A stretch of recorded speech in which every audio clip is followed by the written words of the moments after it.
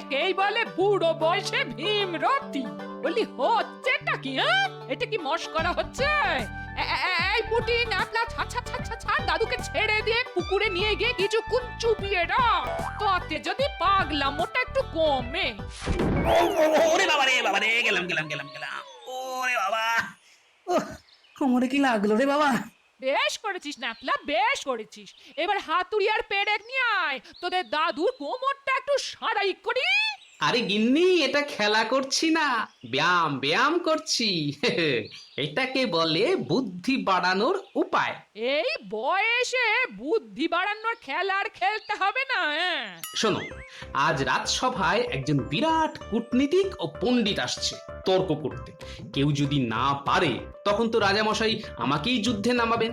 তাই ঘিলু একটু ওলট পালট করে বুদ্ধিটা বাড়িয়ে নিচ্ছি, বুঝলে? দাদু তো ঠিকই করছিল, ওই লোকটাকে হারাতে হবে না। ব্যায়াম করলে যদি বুদ্ধি বাড়ে তো বাড়ুক না। এই পুটি, তোকে আর পাকা পাকা কথা বলতে হবে না। দেখো গিন্নি, তোমার কথায় কিন্তু বুদ্ধির ব্যায়াম করলাম না। হার হলে কিন্তু তোমার স্বামীর অপমান হবে, মনে রেখো কথাটা। থাক থাক থাক, কোমর ভেঙে আর বুদ্ধি বাড়াতে হবে না। হ্যাঁ, এই বিছানায় পড়ে থাকলে আমি কিন্তু তোমার সেবা করতে পারবো না, এই আমি বলে দিলাম। হ্যাঁ,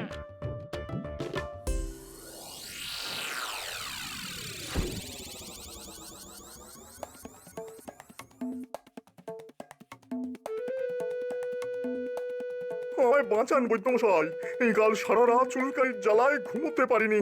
কিছু একটা, ওরে বাবা রে, কিছু একটা ওষুধ দিন।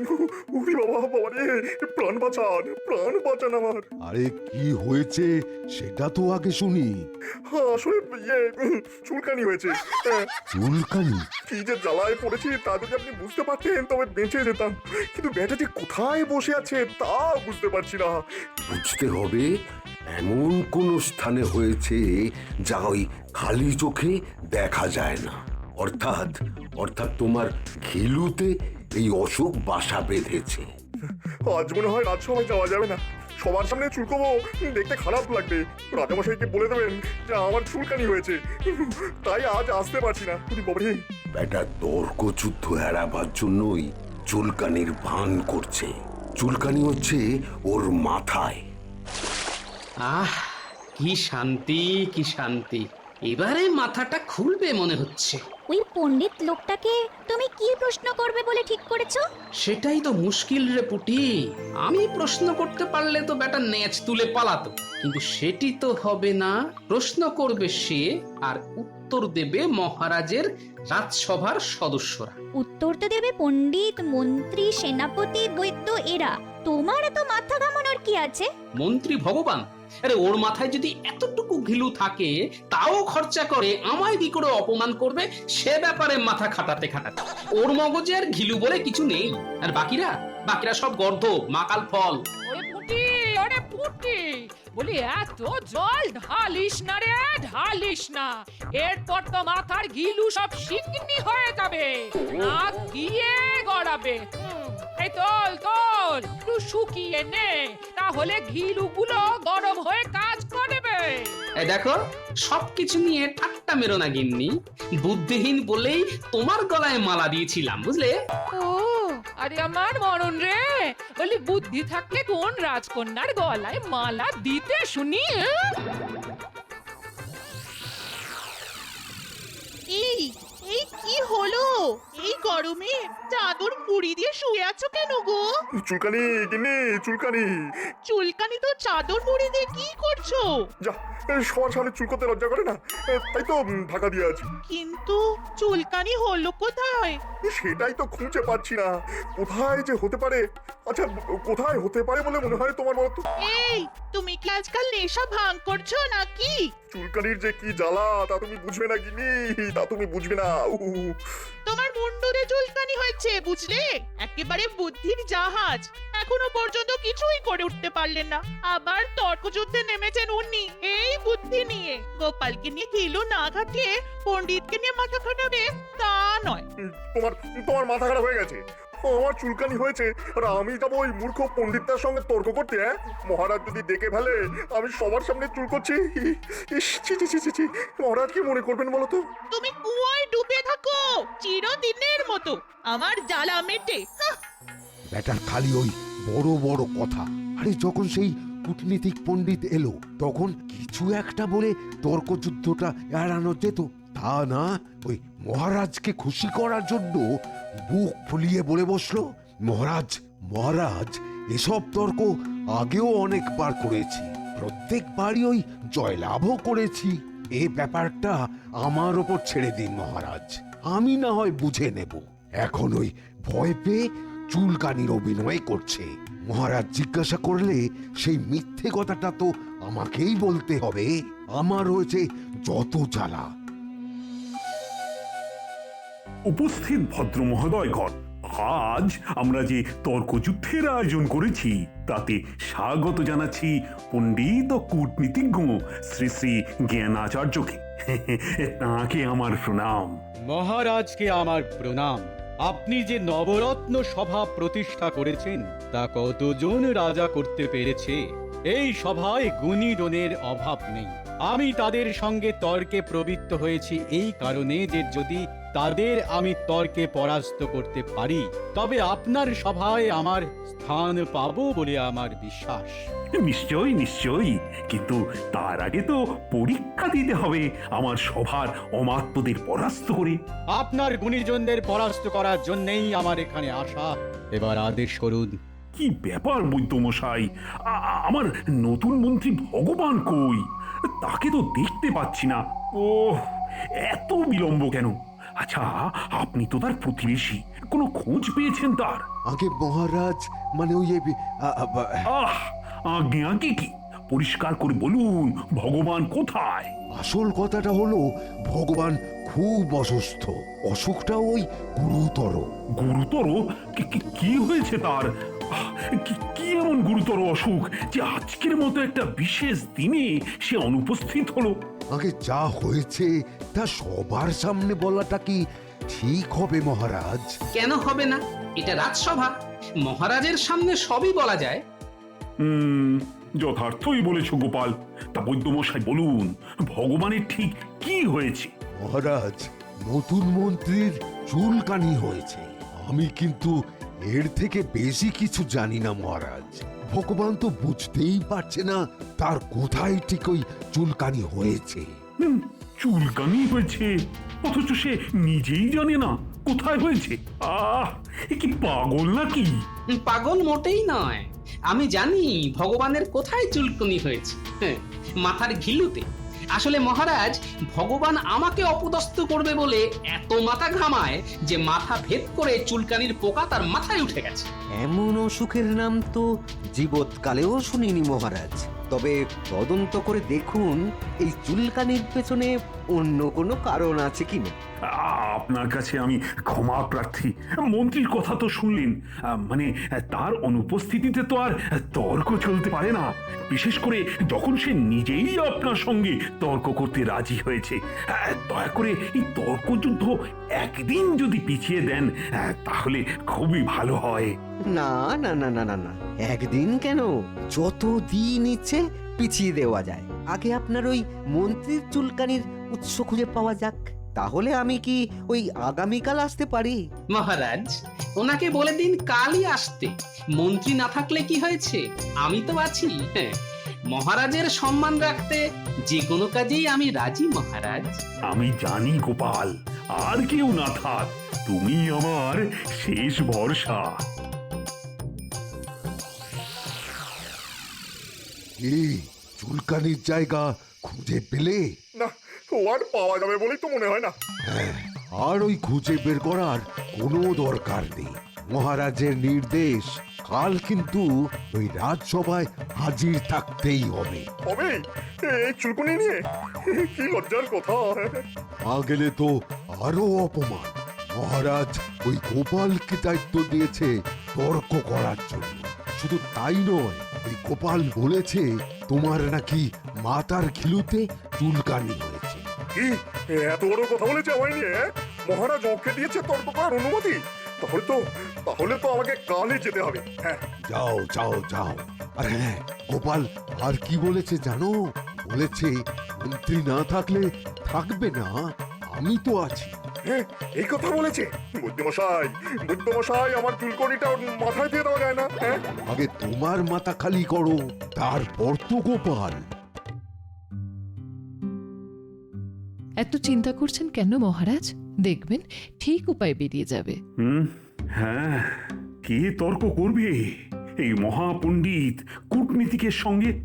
গোপাল তো আছেই, ওর বুদ্ধির কোনো তুলনা নেই। তা তো ঠিকই, কিন্তু গোপাল তো আমার সবার ভাঁড়। ওর সঙ্গে কি মহাপণ্ডিত তর্ক করতে রাজি হবেন? করবেন না কেন? বুদ্ধি কি জাতপাতের উপর নির্ভর করে? মন্ত্রী মশাইয়ের কথাই ধরুন না কেন, ও তো ব্রাহ্মণ, আর গোপাল নাপিতের ছেলে। কিন্তু বুদ্ধিতে গোপালের ধারে কাছে ভগবান আসে না কেন বলুন তো? কারণ তত বুদ্ধি ওর ঘিলুতে দেওয়া হয়নি।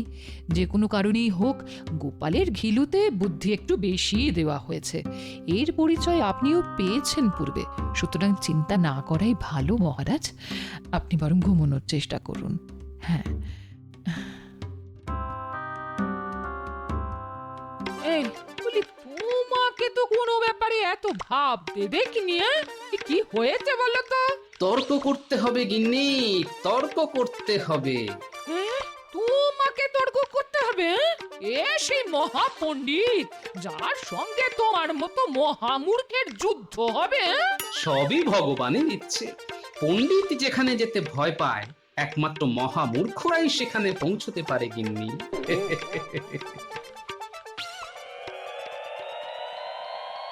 কি ব্যাপার শুনি?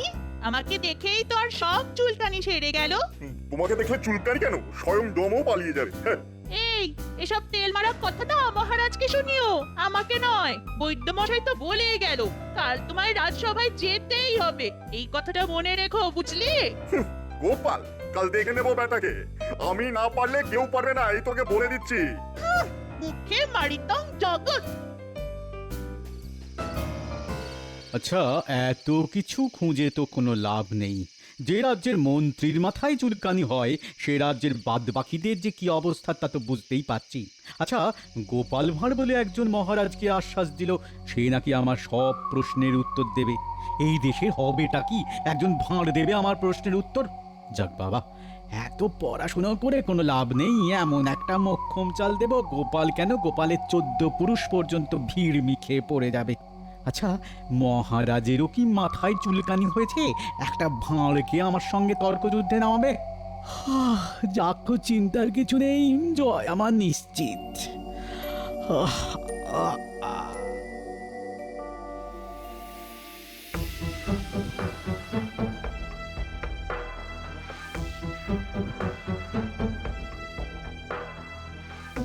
মহারাজ, আপনি এত দুশ্চিন্তা করে ঘুমোচ্ছেন না, এতে আপনার শরীর খারাপ হয়ে যাবে। দেশের রাজা যদি অসুস্থ হয়ে পড়েন, দেশ চালাবে কে? রানী, রানী, তুমি বুঝতে পারছো না, ওই কূটনীতিকের কাছে যদি আমার সভাসদরা পরাজিত হয়, তাহলে সে খবর চারিদিকে ছড়িয়ে যাবে। কি অপমান, কি অপমান! আমি মুখ দেখাও কি করে? এসব আপনি ভাবছেন কেন? আগেই তো বলেছি মহারাজ, উপায় একমাত্র গোপাল। দেখবেন সেই আপনাকে অপমানের হাত থেকে বাঁচিয়ে দেবে।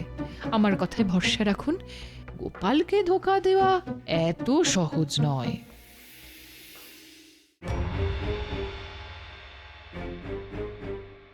আজ যেভাবেই হোক মহারাজের মান বাঁচাতেই হবে। কিন্তু কি প্রশ্ন করবে সেটাই তো বুঝতে পারছি না। তবে হ্যাঁ, এমন উত্তর দেব যে সেই উত্তর বুঝতে বেটার অনেক সময় কেটে যাবে। কিন্তু আমি তো আগে কিছু বলবো না। ভগবান কি বলে আগে দেখি, তারপর জবাব দেব। তবে ওই জ্ঞানাচার্যের সঙ্গে আর যেই হোক, ভগবান পেরে উঠবে না, নইলে তার মাথায় চুলকুনি হতো না।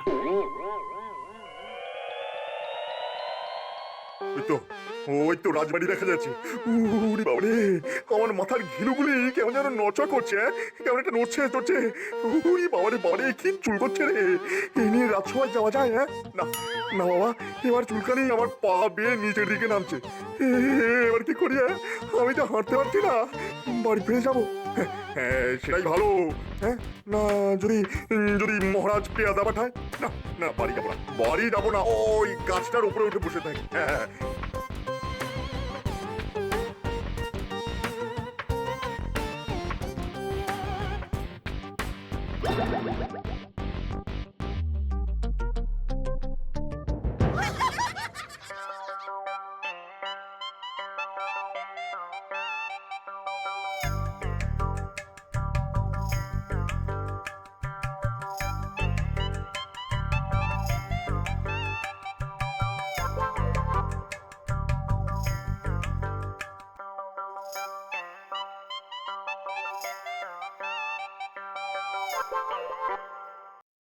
সবাই উপস্থিত?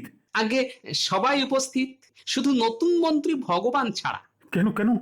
আগে মহারাজ, তার মগজে যে চুলকানি হয়েছে তা মারাত্মক ব্যাধি। এর একমাত্র ওষুধ বুদ্ধি। সেই বুদ্ধি ওর মাথায় ঢোকাতে গেলে আগে তো ভগবানের মাথায় শল্য চিকিৎসা প্রয়োজন। সেটা কিভাবে হবে তা রাজবৈদ্য ছাড়া আর কে বলতে পারে মহারাজ? যা বোঝো না তা নিয়ে কেন কথা বলো গোপাল? তুমি তো আসলে নাপিত। তুমি পারবে এই শল্য চিকিৎসা সম্পন্ন করতে, আমার আর প্রয়োজন পড়বে না। কেন বৈদ্যমশাই, চুলকুনি সারাবার আর কোনো উপায় নেই? আপনি এত বড় বৈদ্য আর সামান্য একটা চুলকানি ঠিক করতে পারছেন না? এ সামান্য অসুখ নয় মহারাজ, আমি অনেক পুস্তক ঘেটেও এরকম কোনো অসুখের উল্লেখ পাইনি। তবে ওই কড়া কোহল মিশ্রিত ধাম্বুরস প্রয়োগ করেছি। এর ফল পেতে আরো 2-1 দিন সময় লাগবে মহারাজ। তাহলে গোপাল, আজ তর্কযুদ্ধে তুমিই হবে আমার প্রধান সেনাপতি। মহারাজ, গোপালকে আপনি সেনাপতি বানিয়ে দিলেন, তাহলে তাহলে আমার কাজ শেষ। এ আপনি কি করলেন মহারাজ? মহারাজ, জ্ঞানাচার্য মশাই উপস্থিত হয়েছেন। নিয়ে এসো তাকে যথার্থ সম্মান প্রদর্শন করে রাজসভা নিয়ে এসো।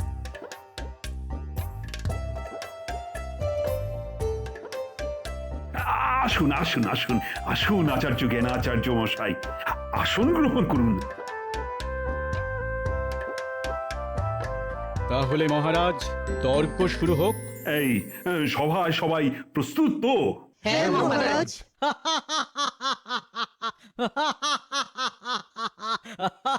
এই এই হাসিকে কেউ বন্দি করতে পারবে? কি হে বৈদ্যমশাই, পারবে? না মহারাজ, শব্দকে বন্দি করার উপর একটা পুস্তক ছিল বটে, কিন্তু এখন ওটা ওই উইয়ে কেটে দিয়েছে, তাই ওই পড়ে আসতে পারিনি। রাজকবি, তুমি পারবে? শব্দ আমি বাক্যে বন্দি করতে পারি, খাতায় লিখি, কিন্তু হাতে বন্দি করতে পারবো না মহারাজ। এবার সেনাপতি, তুমি এত বড় বীর আর সামান্য হাসিকে বন্দি করতে পারবে না? আমি তো আর সেনাপতি নেই মহারাজ, গোপালকে আপনি যে সেনাপতি বানিয়ে দিয়েছেন। তাহলে তো পড়ে রইল একা গোপাল। তা গোপাল, তুমি কি এই কর্ম করে দেখাতে পারবে? মহারাজ আদেশ করলে এমন কোনো কর্ম নেই যা আমি করতে পারবো না। আমাকে কি আপনি এই প্রশ্নের উত্তর দিতে বলছেন? নিশ্চয়ই নিশ্চয়ই। তাহলে মহারাজ, অন্দরমহল থেকে একটা পেতলের কলসি নিয়ে আসতে বলুন।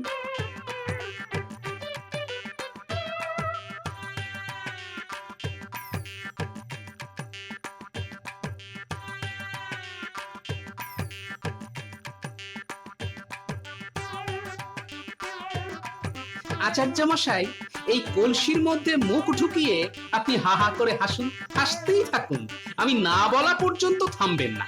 ঠিক আছে, কলসি আমার কাছে নিয়ে এসো।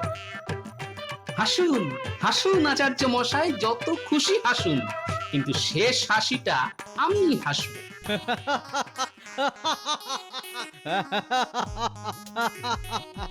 মহারাজ, আমি যা বলবো দয়া করে সেটাই বলবেন।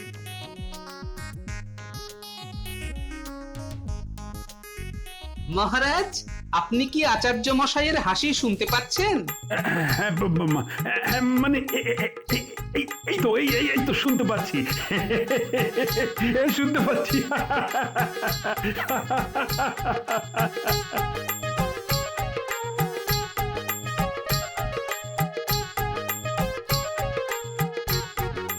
কি বৈদ্য মশাই, আপনিও শুনতে পাচ্ছেন? মহারাজ যখন নিজে শুনেছেন তখন আর আমি উল্টো কথা কিভাবে বলি? হ্যাঁ মহারাজ, এই তো শোনা যাচ্ছে।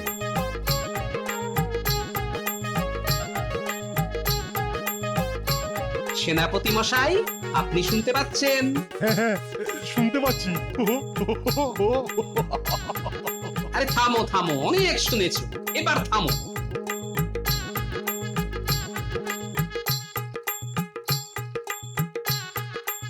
এবার শুনুন, দেখুন কি করে শব্দকে বন্দি করতে হয়।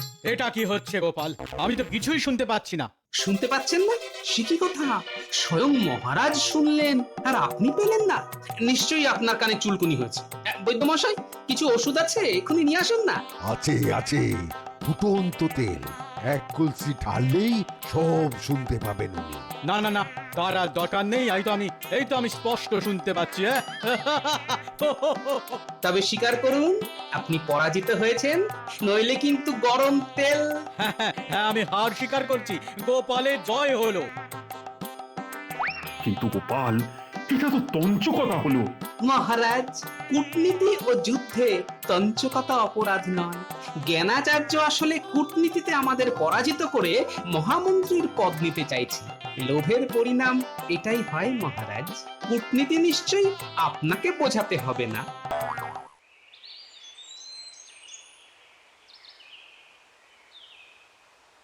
ও বৈদ্যমশাই, রাজসভার খবর কি? হ্যাঁ, ওই জ্ঞানাচার্য কি জিতেছে না হেরেছে? হ্যাঁ হেরে হেরে পালিয়ে গেছে। হ্যাঁ পালিয়েছে? বাহ, ব্যাস কি আশ্চর্য! দেখুন, আমার মগজের চুলকানিও সেরে গেল। তা কার কাছে হারলো? হ্যাঁ গোপালের কাছে।